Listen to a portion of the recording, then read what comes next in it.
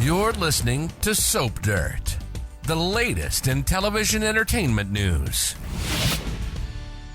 Hey B&B fans, we've got big sweeps action this week with a young woman about to imbibe a drug that could impair her judgment, and it looks like Zende Forrester might wind up with her when it happens. This is Belinda from Soap Dirt, and for that and other reasons, I have to ask if Zende is turning into the new Thomas on Bold and the Beautiful.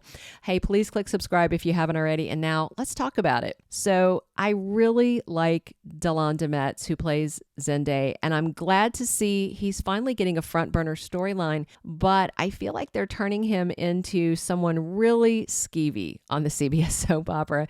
And I'm okay with that, because it's interesting. And I've heard from many actors that I've interviewed that they absolutely love playing the bad guy. They love playing villains. They are much more fun to play than any other role.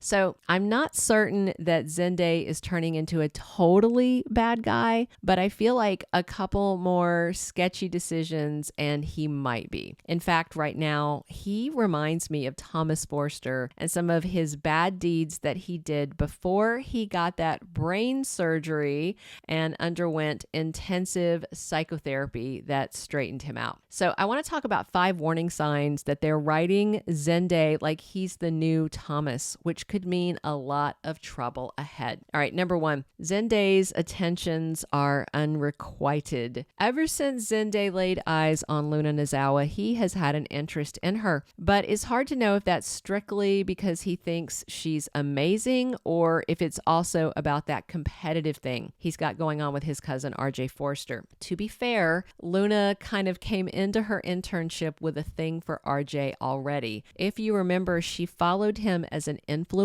and she was a little starstruck when she met him, and then doubly starstruck because she is crazy about all things Forrester. But Zende's been flirty with her from the start, even though he knows she's dating RJ. And Luna's made it very clear she's all about RJ, but that really hasn't slowed Zende up very much, if at all. It reminds me of years ago when Thomas had a thing for Hope. That was when she was with Liam. Thomas knew that his crush on Hope was not reciprocated, at least not back then, but he didn't stop. And really, no one should be making unwelcome advances, but Zende is, just like Thomas used to do, and that's not good.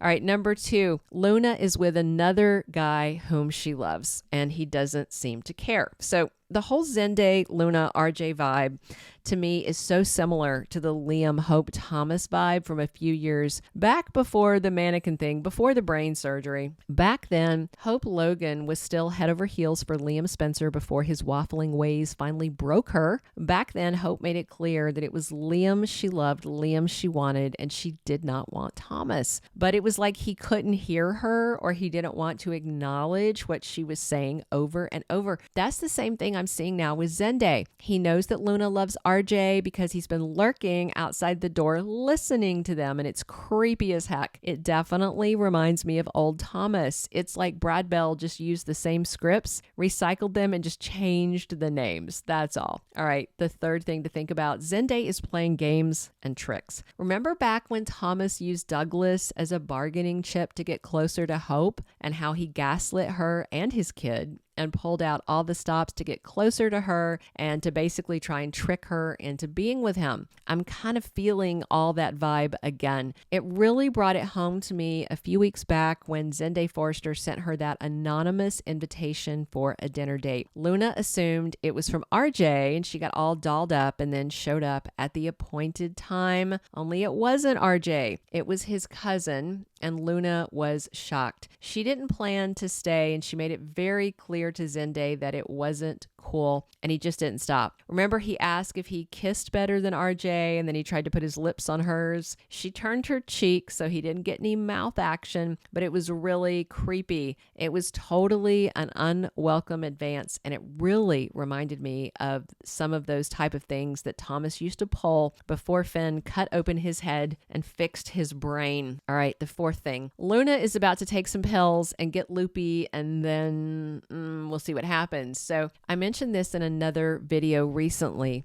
But if you don't recall, Hope's not the only woman that Thomas pursued when she was with another man. He also chased Carolyn Spencer quite aggressively. This was before Matt Atkinson. It was in the Pearson Faudet days. He was always flaunting his hot body, pulling off his shirt in front of her and flexing, especially when he was sweaty and he'd been working out. I mean, that was a temptation. Pearson wasn't being talked about to play Superman for no reason. Both him and the new Thomas have, to me, just about the best bodies on Bold, although there's a lot of really good bodies on Bold. Okay, sorry. I got distracted thinking about biceps and pecs and abs. All right, so Carolyn popped a couple of anti-anxiety pills she had stolen from Nutty Pam Douglas, and then after she took them, Thomas came by, they started drinking wine, they stayed up late talking, and they wound up having sex. That was how she got pregnant with Douglas. She did not remember them sleeping together and was horrified when he told her the next day, but he said she was making out with him and it seemed consensual to him. To be fair, he was drinking with her. He did not know about the pills she took. It was just very soapy and messy. And similarly, Luna's got her mom Poppy's Poppy Mints that I'm certain are going to make her loopy, impair her judgment, and maybe open the door for Zende to get frisky with her.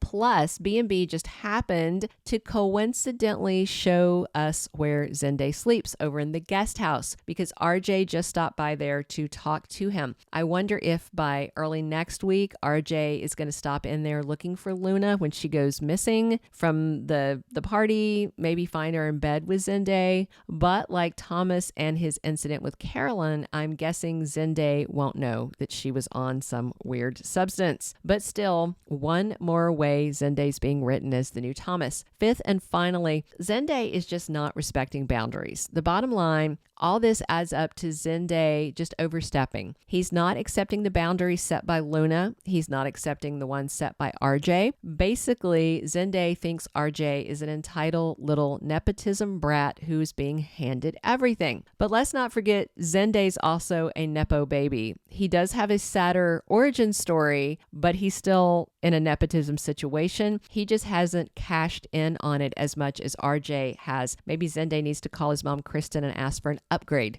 Zende's jealous and he's hot for Luna and he's stomping all over boundaries. Similarly, Thomas back in the day did not respect what Hope set out for him or that Liam set, and those two were even married. So all we need really is a Luna mannequin, and Zende could totally be Thomas 2.0. To be fair, Thomas had an issue in his brain. I'm not sure Zende has a similar excuse to rationalize his behavior. In the end, though, Thomas did get the girl. He is with Hope now, and Liam is sleeping alone. So maybe Zende will see that as a goal. What do you think? Do you see Bold writing Zende a lot like old Thomas used to behave? Let me know what you think. Drop your comments. Please click subscribe if you haven't already, and definitely come back soon. As always, it is Belinda from Soap Dirt. Thank you for being a loyal listener. Follow us wherever you get your podcast, because you don't want to miss the next episode. Soap Dirt is on all the major podcast platforms, including Apple Podcast, Spotify, iHeartRadio, and more.